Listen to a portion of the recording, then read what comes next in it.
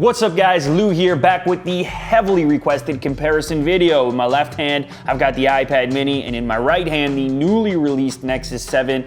Let's see how these things stack up against each other.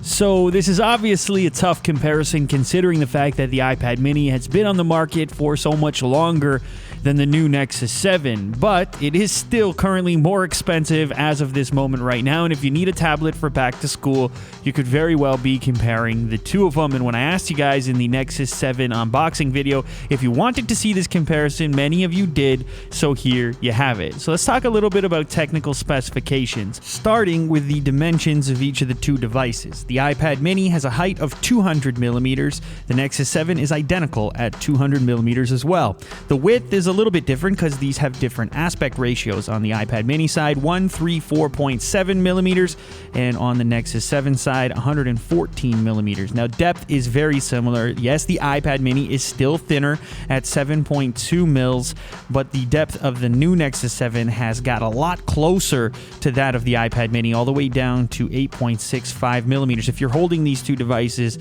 you pretty much feel that they're the same thinness, so there's not a huge delta there like there was with the previous generation Nexus 7. The layout and the button configuration is very similar. You've got the volume buttons on the top right-hand side of both of the two devices, but in the case of the Nexus 7, you're also going to be adding a microphone port at that location as well as your power button. It's pretty characteristic of a lot of Android devices to put the power button in this location instead of on the top. You've got the camera there, and then the only thing on the very top is your headphone jack.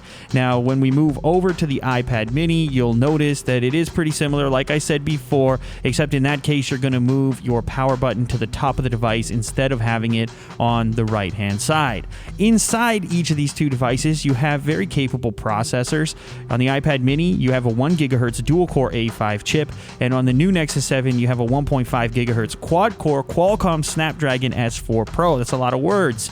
Now, the main thing here is how's this thing going to perform in real-world scenarios, not just on paper, and both of them are very capable for a number of different tablet tasks. Here you can see a physical comparison. We've made a bit of a tablet sandwich here. The new Nexus 7 on top, followed by the iPad mini below, and then the latest generation full-size Retina iPad below that. That's because we're going to talk about screens.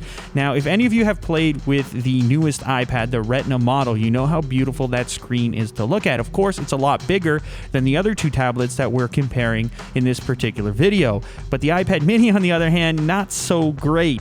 In fact, it has an effective PPI of 163 pixels per inch, which is not that great in today's marketplace. It's 1024 by 768 spread across 7.9 inches of screen, and the new Nexus 7 just kills that figure. It is a slightly smaller display at 7.02 inches, but it's got 1920 by 1200, 323 pixels per inch. It's beautiful.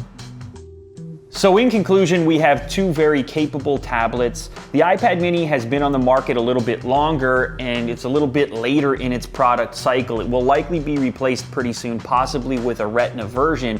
So some people are going to say in the comments that this is not exactly a fair comparison. But the reason we did this comparison is because both of these tablets are available right now. And if you're in the market for one, if you really need one, then you will possibly be comparing these two as of today. Now, the price point definitely favors the Nexus 7. This thing starts at $229, making it incredibly compelling. On top of that, you've also got this really pixel-dense screen that's beautiful to look at instead of the low-res screen on the iPad mini. In terms of form factor, it's kind of a toss-up. In the last video, I was saying that I really do enjoy being able to grip this thing with one hand, but then again, certain types of content display better on this particular form factor, so you need to decide for yourself which one works better. It's a slightly subjective choice when it comes to form factor. Now, as most of you know, Apple has been in the tablet game a little bit longer than Google or Android in general, and that means you have a slightly more mature app ecosystem especially for tablets. So if there's a specific app that you need, you should check each of the 2 app stores beforehand to make sure that it's gonna have what you need to get running. So in conclusion, you can't really go wrong with either of these 2 tablets, though I know most of you guys are gonna be drawn towards the Nexus 7 because it has those updated specifications and all of those pixels. That being said, some of you are always going to be in the iOS camp, and you know Apple will continue to sell a bunch of these leading up to the next release of the next version. Of course, this conversation is going to have to be reopened at that point, in which case we'll be analyzing a brand new iPad mini versus likely the same Nexus 7 that will still be on the market.